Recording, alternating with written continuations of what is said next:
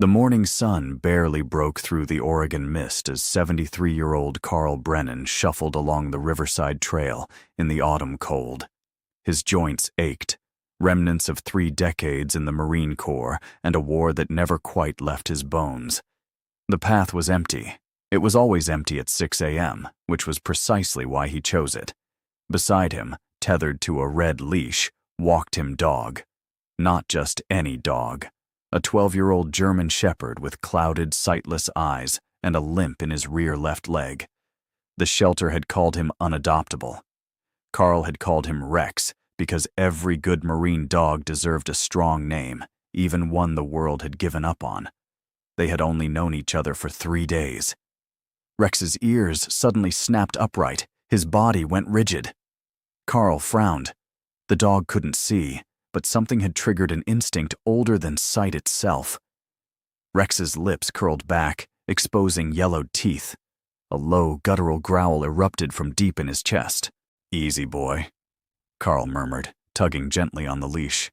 "Ain't nothing out here but us and the—" The dog lunged, not forward, sideways.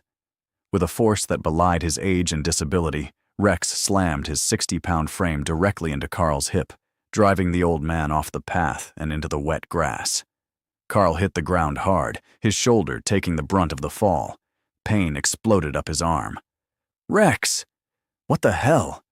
The screech of tires drowned out his voice. A silver sedan, driver slumped over the wheel, veered wildly off the adjacent road. It obliterated the wooden fence, sheared through a park bench, and skidded to a violent stop exactly where Carl had been standing 2 seconds earlier. The smell of burnt rubber and engine coolant filled the air. Carl lay on his back, gasping, staring at the crumpled vehicle mere feet from his head. His heart hammered against his ribs. The driver, an elderly woman, was unconscious but breathing, her airbag deployed. Rex stood over him, trembling. The blind dog's nose pressed against Carl's chest, and for the first time since the adoption, the animal whimpered. Not in fear, in something else. Something Carl couldn't name. Something that felt like grief or recognition or both. "How?" Carl's voice cracked. "How did you know?" The dog said nothing, but his milky eyes, sightless and ancient, seemed to look straight through Carl's soul. 3 days earlier, the fluorescent lights buzzed overhead like dying insects at the Clackamas County Animal Shelter. The smell of disinfectant and wet fur clung to everything. Carl Brennan hadn't planned on coming here. He'd been driving past on his way to the hardware store when he saw the sign. "Senior Dog Adoption Event. Give an old friend a new home." He'd lost his wife, Margaret, 14 months ago. The house was too quiet. The nights were too long. Maybe a dog would help. Maybe. A young shelter volunteer with a nose ring and a kind smile led him down the corridor of kennels. Dogs barked, jumped, pleaded for attention. Carl felt their eyes on him, hopeful, desperate. It broke something in his chest. "We have a few seniors who've been here a while," the volunteer said, her voice practiced in its optimism. "Most people want puppies, you know, but older dogs, they have so much love left to give." They stopped at the last kennel. In the shadows, barely visible, lay a German shepherd. The dog didn't move, didn't bark. His ribs were visible beneath a dull coat, and his eyes, milky white, stared at nothing. "This is, well, we just call him Buddy," the volunteer said quietly. "He's 12, blind. Came to us about 4 years ago. Owner passed away. No family claimed him. He's scheduled for—" She didn't finish the sentence. Carl knew what she meant. Euthanasia. The shelter's final mercy for the dogs nobody wanted. "Can I go in?" The volunteer hesitated. "He doesn't really react to people anymore. We've tried." Carl was already opening the gate. He stepped inside and lowered himself slowly to the concrete floor, ignoring the protest from his knees. The dog's ears twitched, but he didn't move. Carl sat in silence. 1 minute. 2. 5. The shelter noises faded into background static. He didn't speak, didn't reach out, just sat, waiting. The way you wait in a foxhole, the way you wait for a brother to come back from patrol. Then, without warning, the dog lifted his head. Slowly, like it cost him everything he had left. He crawled, painfully, dragging his rear leg across the kennel floor. Each inch seemed to take forever. His nose found Carl's hand. And then, in a gesture so deliberate it seemed rehearsed, the dog rested his graying muzzle in Carl's palm and exhaled a long, shuddering breath. Not a sigh. Something deeper. A release. Like he'd been holding it in for years. Carl felt something crack open inside him, something sealed shut since Margaret's funeral. "What's his real name?" Carl whispered. The volunteer checked her clipboard. His intake form just says Rex. Microchip registration it's weird, actually. It lists an overseas military base, but the system flagged it as inactive. We couldn't trace an owner." Carl's hand froze mid-stroke. "Military base?" "Yeah. Bagram, I think, in Afghanistan. But that doesn't make sense. The chip is from 2009. He'd only be a puppy then, and I'll take him." The volunteer blinked. "Sir, I should mention he has medical needs and—" "I'll take him." The house smelled like old coffee and loneliness. Carl set up a dog bed in the living room, filled 2 bowls with food and water, and watched as Rex sniffed cautiously around the unfamiliar space. The dog moved with surprising precision for a blind animal, his nose mapping every corner, every piece of furniture, building a mental picture of his new world. Carl sat on the couch with a beer and the remote, but he didn't turn on the TV. He just watched the dog. Rex eventually settled onto the bed, but his head remained up, ears rotating like satellite dishes, tracking sounds Carl couldn't hear. "You and me both, buddy," Carl muttered. "Too many years listening for danger." The night wore on. Carl dozed off sometime around 11. He woke at 200 hours, old habits from the core, and found Rex sitting at attention in front of the hallway. The hallway that led to the bedroom Carl used to share with Margaret. The bedroom he hadn't slept in since she died. "What are you doing, boy?" Rex whined softly. Then, with slow deliberation, he walked down the hallway and stopped at the closed bedroom door. He sat, waited. Carl's throat tightened. I don't go in there anymore." The dog turned his blind eyes toward Carl's voice, and in that moment, Carl could have sworn the animal understood. Rex stood, walked back to Carl, and pressed his body against the old man's legs, not demanding, just present. Carl's hand found the dog's head. "All right," he whispered. "All right." The morning after the Riverside incident, after the paramedics had taken the unconscious driver to the hospital, after Carl had given his statement to the police, after the tow truck had hauled away the crumpled sedan, he sat in his study staring at Rex. The dog lay at his feet, chin resting on his paws, those milky eyes pointed at nothing and everything. The dog had saved his life. A blind 12-year-old dog who'd known him for 3 days had somehow sensed a car coming, had pushed him out of harm's way with a strength that shouldn't have existed in that broken body. Impossible. Carl opened his laptop, the blue glow illuminating his face in the dim room, and typed with 2 fingers. Military Working Dogs, Bagram 2009. The search results flooded in like a dam breaking. Hundreds of stories, thousands of images. German Shepherds and Belgian Malinois trained to detect IEDs, to patrol forward operating bases, to save lives every single day in ways that never made the news. Carl scrolled through images of handlers and their dogs, young men and women in desert camo, faces sunburned and exhausted, arms wrapped around their 4-legged partners. The bond in those photos was unmistakable. You could see it in the way the Marines looked at their dogs, not as tools, as brothers. And then he saw it. A photograph from a Marine Corps archive, dated July 2009. The caption read, "Sergeant David Kowalski and MWD Rex, Bagram Air Base, Afghanistan." Carl's blood turned to ice. The dog in the photo was younger, vibrant, alert. But the eyes, even then, something in those eyes, were the same. And the handler, Sergeant David Kowalski. 24 years old, tall, sandy-haired, with a crooked smile and a Purple Heart ribbon on his chest. Carl zoomed in on the face. He knew that face. His hands began to shake. He opened a drawer and pulled out a small, battered photo album, the one he never showed anyone. The one filled with pictures from his own deployment. Afghanistan, 2009 to 2010. He flipped through the pages until he found it. There, fourth photo from the back, a group shot. Carl's platoon standing in front of a Humvee, dust and heat shimmer behind them. And standing in the back row, half obscured by another Marine's shoulder, was a young man with a crooked smile. David Kowalski. "Oh my God," Carl breathed. He grabbed his phone and dialed the shelter. "Clackamas County Animal Shelter. It's Carl Brennan. I adopted the German Shepherd yesterday. Rex, you said his microchip was registered to Bagram Air Base." "Oh, yes, Mr. Brennan. Is everything okay?" "I need you to pull up every record you have on him. Everything. Intake forms, vet records, previous owner info, everything." There was a pause. Typing. "Okay, he was brought in 4 years ago by Animal Control.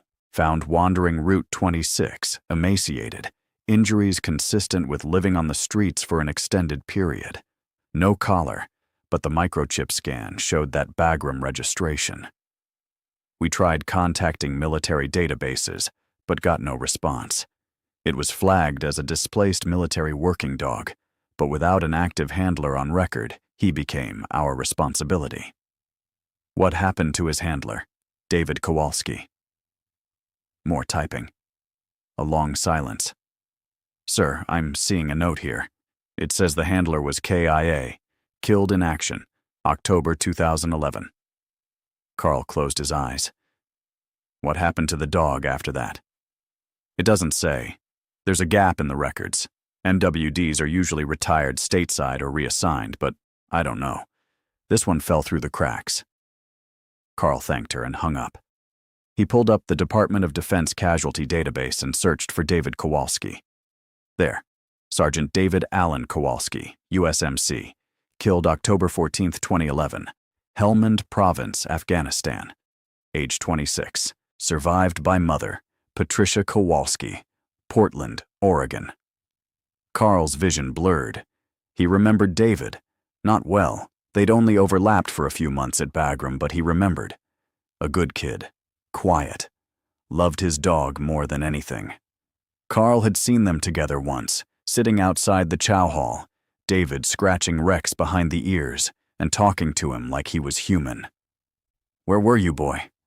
Carl whispered to the dog at his feet. "Where were you for 10 years? Rex's tail thumped once against the floor. Carl found Patricia Kowalski's number through a Marine Corps family contact network, one of those unofficial channels that existed because the official ones failed too often, because families needed answers and the system had too many cracks for people to fall through. His hands shook as he dialed. The phone rang once, twice, 3 times. He almost hung up. "Hello?" The voice was thin, cautious. The voice of someone who'd stopped expecting good news a long time ago. "Mrs. Kowalski, my name is Carl Brennan. I'm a Marine veteran, and I served with your son. Briefly. Back in 2009, at Bagram." A long pause. He could hear her breathing on the other end, could almost feel the way time had just stopped for her, the way the past had suddenly rushed forward into the present. When she spoke again, her voice was fragile, aged by grief, worn down by years of unanswered questions and closed doors. "You knew David?"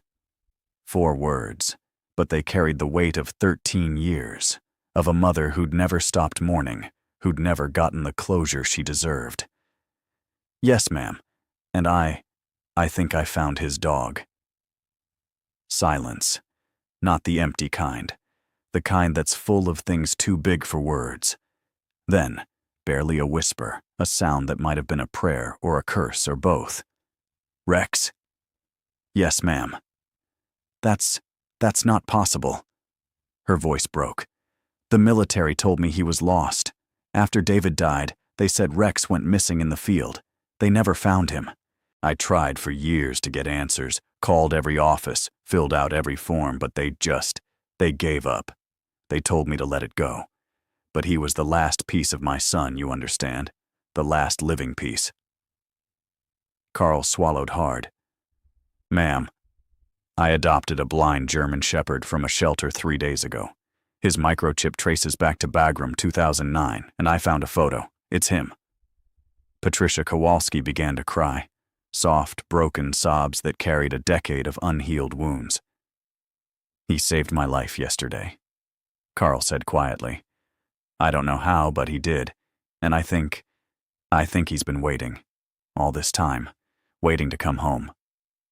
"Can I see him?" she whispered. "Yes, ma'am. Whenever you're ready."